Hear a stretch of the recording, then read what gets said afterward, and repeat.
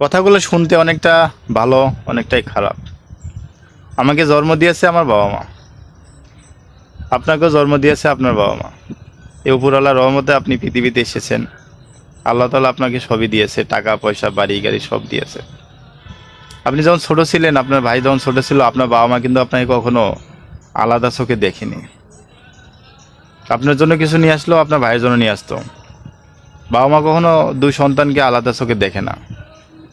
সন্তান যখন বড় হয়ে যায়, তার বাবা মাকে তারা দু চোখে দেখা শুরু করে দেয়।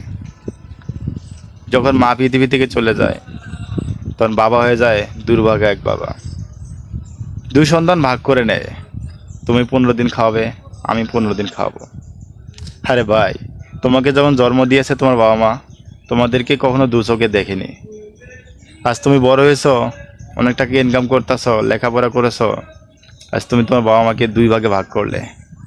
সন্তান, মনে রেখো, বাবা মার পায়ের নিচে কিন্তু তোমার বেহেশত।